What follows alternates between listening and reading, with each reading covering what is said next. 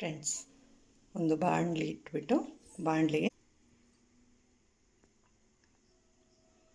ಬೇಕಾದಮೇಲೆ ನಾವು ಸಾಸಿವೆ ಜೀರಿಗೆನ ಈ ರೀತಿ.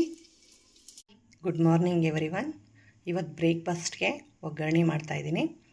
ಒಗ್ಗರಣೆ ಮಾಡೋಕ್ಕೆ ಬೇಕಾಗುವ ಸಾಮಗ್ರಿಗಳು: ಶೇಂಗಾ ಬೀಜ, ಸಾಸಿವೆ ಜೀರಿಗೆ, ಕರಿಬೇವು, ಅರಿಶಿಣ, ಉಪ್ಪು, ಆನಿಯನ್ 2, 3 ಹಸಿಮೆಣಸಿನ್ಕಾಯಿ, ಟೊಮೆಟೊ 2, ಕೊತ್ತಂಬರಿ ಸ್ವಲ್ಪ, ಒಂದು ಚಿಕ್ಕ ಗಾತ್ರದ ನಿಂಬೆಹಣ್ಣು ಮತ್ತು ಒಗ್ಗರಣೆಗೆ ಬೇಕಾಗಿರ್ತಕ್ಕಂತಹ ಕ್ಲೀನ್ ಮಾಡಿರುವಂತಹ ನೋಡಿರಿ ಶೇಂಗಾ ಬೀಜ.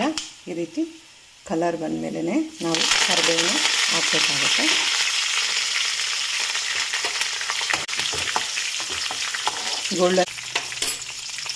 ನಂತರ ನಾವು ಇದಕ್ಕೆ ಬೇಕಾಗುತ್ತೆ ಹಸಿಮೆಣಸಿನ್ಕಾಯಿನ ಸೇರಿಸಿದಂತೆ. ನೋಡಿ ಫ್ರೆಂಡ್ಸ್, ಈ ರೀತಿ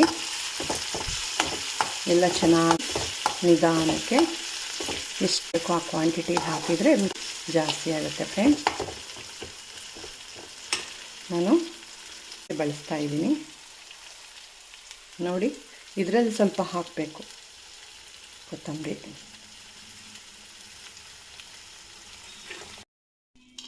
ನೋಡಿ ಫ್ರೆಂಡ್ಸ್, ಸ್ವಲ್ಪ ಕಡಲೆ ಹಿಟ್ಟನ್ನು ಈ ರೀತಿಯಾಗಿ ಬಾಣಲಿಯಲ್ಲಿ ಕಲಿಸ್ಕೋಬೇಕಾಗುತ್ತೆ.